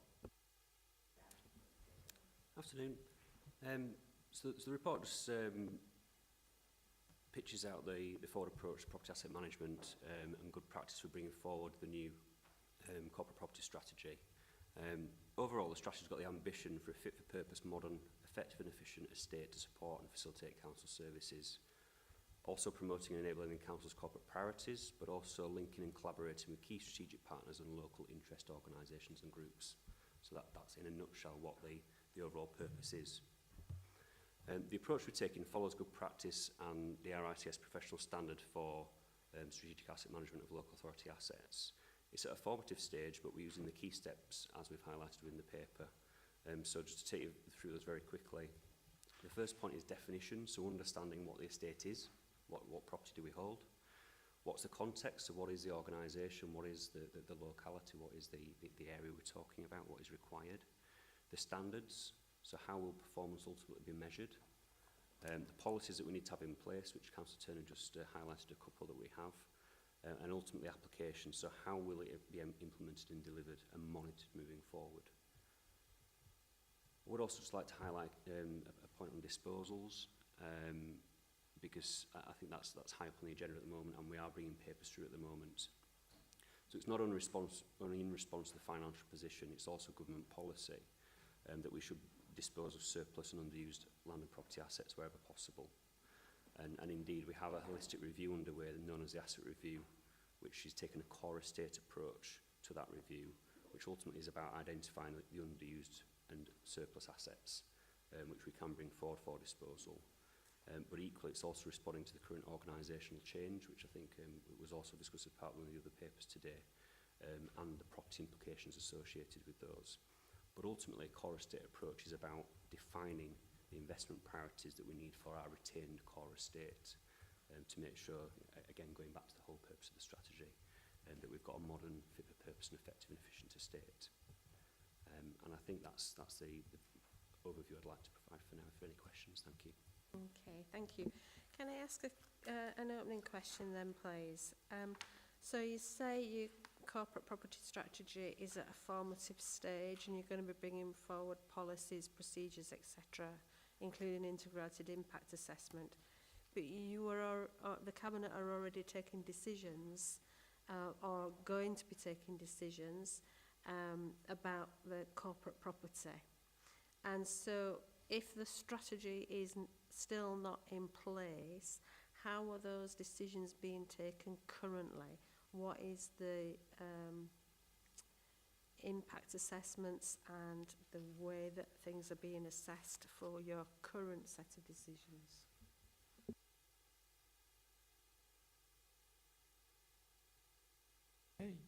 I mean, we as I said, we're looking at the extent of the estate and what can be reduced, and as that paper comes, that'll include some of the points you raise, and we will be reviewing those building as and when they come forward on. And some of it is not just building, some of it is land assets. I mean, and some of the land assets we will be bringing forward is hopefully to help improve our building strategy, and we're working with partners to get some more houses built in Kirklees. So that in a nutshell is where we are at the moment. As I said, there will be, I think it's either November or December cabinet, there is a report coming through from this. Yeah, because you're already disposing, you've already taken some decisions to dispose of land, haven't you, etc. So it is, you're talking about the core estate being in your corporate property strategy, but you're talking about core estate at this moment in time in relation to other things. So how are you assessing? Joanne, do you want to come in? I can, if I may, Chair. For a number of years as a council, we've disposed of surplus assets without a corporate property strategy. A corporate property strategy is good practice, as Dan has outlined, and is something that we're moving towards, but it doesn't stop us taking a considered and transparent decision around the disposal of any of our land and building assets. The process we've undertaken at a very high level is that we understand which assets are utilised to their full effect. We ensure that we've got presence in geography that makes a difference to service delivery, so having conversations with colleagues in services. We also look to both the capital plan and our revenue and our maintenance budget to understand the ongoing needs of each individual asset before we bring forward a proposal around how we may rationalise our used buildings and potentially which of our unused buildings Cabinet may wish to dispose of. As Dan's outlined previously, we do that in a manner that looks beyond the value of the individual building to understand whether or not we are looking to move to further housing growth in a particular area, whether we wish to support partners' initiatives around things. All things, though, that our service delivery buildings will have an integrated impact assessment associated with them. To date, we've brought forward a number of buildings where service delivery has already stopped in those buildings, or where there are consultations around alternative service delivery points. And in the previous report that Dan took to Cabinet late September, that report indicated that there would be consultations taking place around the service delivery from 2 assets, and subject to that consultation, we may then enact or not enact decisions around those particular building types. So just to reassure you, we are following all processes around that, and as we move forward, I would expect us to have a regular review. And as Portfolio has indicated, we have a report going in November and potentially further reports that go with that. And the capital plan itself, which the Section 151 officer is taking through the process in November, I believe, also references our assets, and that's an important aspect in our rationalisation. So, just to be clear then, corporate property strategy, when do you expect this to be in place? So we're currently bringing that forward for next year. And I must just reiterate, we do have existing policies and procedures in place that we are following that have been previously approved. The corporate property strategy is about bringing those together in response to the current challenges. Right, okay. Any questions? Councillor Cooper. Yeah, thanks for this. And when I'm thinking about the council's property strategy, the thing that I deal with on a day-to-day basis is responses to emails, queries about the council's estate, about maintenance of areas. People approach me about having been in touch about trying to rent a shop or something, and it's an area of the council which I think probably needs a bit more investment in terms of the number of people who deal with queries, because queries don't seem to get dealt with that quickly. I think there's and of course, if it's something that we're managing where we're trying to sell properties, or we're trying to rent out properties, or we're trying to rent out land, then that's money to the council, I guess, if we're talking about people who have been responsive. It's also about maintaining broken walls and other things. And I just wonder if you regard the management of the council's estate to be good and responsive to councillors. Can I answer that? That's the things you talked about, not the core asset strategy, are they? The maintenance of facilities is a different department in effect. Yeah, okay, but the issue around ability to get back to people, to deal with queries, like every department in this organisation, it's probably understaffed. Every person in this organisation who is employed is working umpteen hours, working really late, working long hours, and that's the issue. We are, as and my other hat on, got a financial deficit to deal with before next year, and we can't afford to employ as many people as we would like to employ. As I said, you know, lots of the departments that fall under my portfolio are short-staffed, but the staff that's in there are absolutely working their socks off to try and deal with things. And unfortunately, one of the byproducts, if you like, of not having enough money is we can't afford the amount of people we would necessarily like. And sometimes there is a national shortage of people with particular skills as well, which doesn't sometimes help. And that's part of the price of having a financial challenge, shall we say. We haven't got as many people as you'd like, and I can't do anything but pay tribute to the ones we have got for the hard work that they're doing. Councillor Cooper. Yeah, and I appreciate everything you said, I hesitate to raise it, and I only raise it because of some of the experiences I and my colleagues have had, and so that's the reason I raise it, because I'm concerned about, you know, the service that if we as councillors are experiencing a certain level of service, then you think that perhaps the folks out there might get maybe not as good a service, because we're the canaries in the coal mine. If something's going wrong in the council, then people usually get in touch with us about it. That's when the system isn't working, and that's the reason I raise it. It's you know, it's not out of any you know, I do appreciate the work staff do. I do appreciate the efforts that are put in, but equally I've got to raise issues where I think the issues exist. Thank you. Can I ask about stakeholders? You talk a lot in here about primary key stakeholders, etc. What sort of groups of people or organisations are you talking about when you're talking about stakeholders? Yep.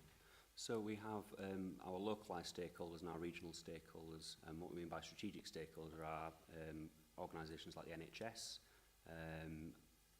Blue Light Services, and more localised organisations within our towns that we might want to collaborate with. You know, if we consider having an integrated front door service, for instance, you know, in order to try and promote and boost how we deliver our services. It's about having those. Again, it's the property implications of service change. So if a council service wants to partner up with a partner, it's making sure that they are occupying our properties on the right basis, so we're all protected legally. Okay, thank you. Would you consider local organisations to be stakeholders? So if, for instance, you've got some land or some property that comes within these assessments, that you actually talk to local organisations or stakeholders in those discussions to decide what you're doing going forward? Yeah, of course we do. And it depends, and it will depend in certain areas as to what the asset is that's up for either disposal or retention, and who may be using that or not using it. So where there is a building that may have sitting tenants, if you like, we would obviously engage with them, and we will, you know, when it's appropriate, and it has to be when it's appropriate. We also talk to ward members. I've had a conversation this morning about Dan about when that's appropriate. We have to be careful sometimes with some of the disposals. There are the commercial sensitivities around them, so we have to be careful when we do go public with these things. But yes, absolutely engage with people. You know, going back a bit, I used to have this portfolio, as you well know, and I used to spend a lot of time engaging with people about what we may do with an asset, what its future may be. Can we make it work better? Is there a better use for it? Do you want to go somewhere else? So those are always important conversations. Okay. So doing that with buildings, but are you doing it with land as well? Land's more challenging, isn't it? Because it depends where it is, and it depends what its allocation is. Because don't forget, land. Some of the land we own is allocated in the local plan for development and for housing, and some of it is allocated for grazing, some of it is allocated for bits of farming. So there's lots of different allocations within that. So it depends on what piece of land that we're talking about, and who may or may not have a direct interest for it. if it's a field in the middle of nowhere, it's difficult to see who your stakeholders are. If it may be one person rents it, tenants it to keep a horse or a few dogs or pigs or whatever on there, they will be the only person we would engage with because there's nowhere else to engage. But if it's a direct impact from people and other people are using, of course we'd involve them. Absolutely. Obviously, with land, the planning authority may or may not be involved, dependent on what the end use is, and that has a significant reach in terms of its ability to engage with and seek views from the public around further use of land.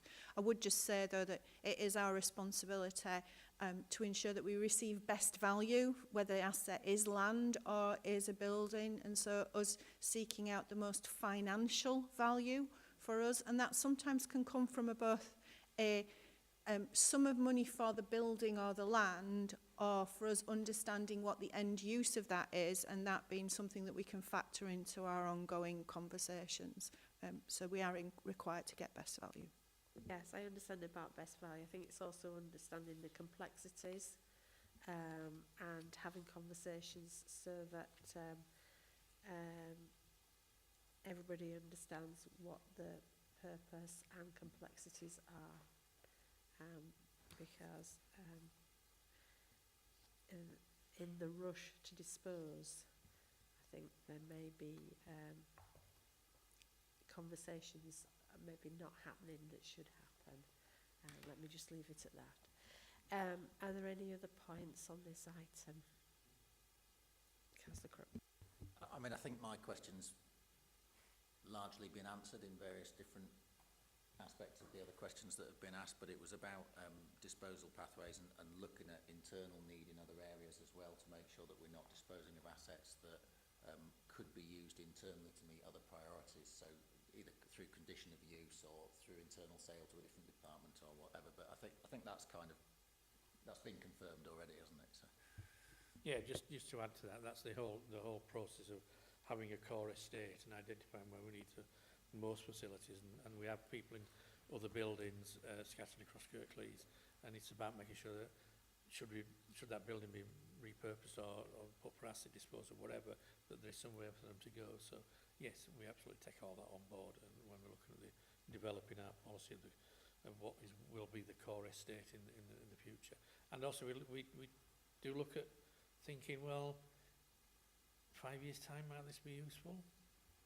More often than not, it's clearly not going to be, but we are looking at going, well, can it come back into use in the future? Do we mothball it for now, and then in 4 or 5 years bring it back into use? We take that into consideration as well. So there's a lot of work going to developing that core policy about the core estate, and all those things will be taken into account.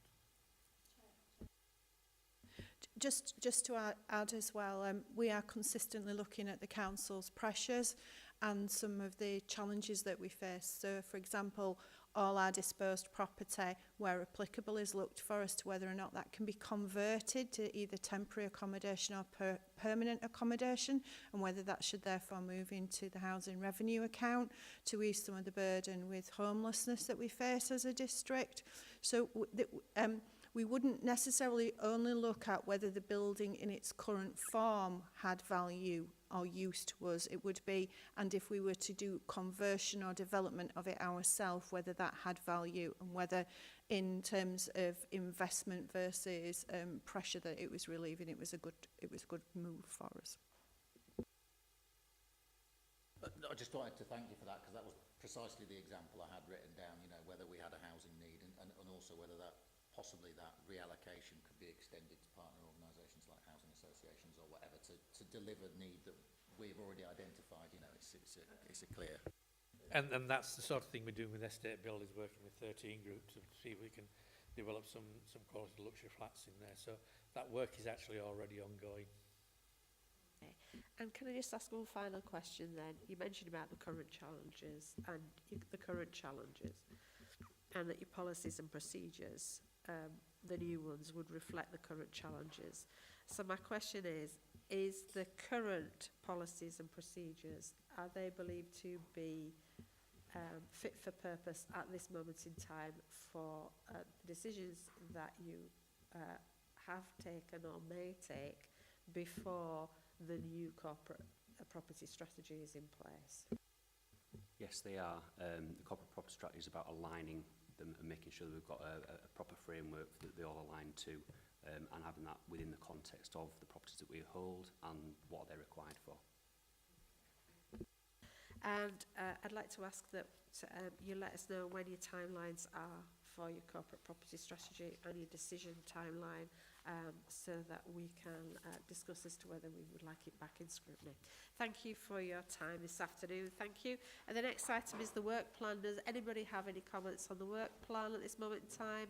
No, thank you. I will then close the meeting. Thank you.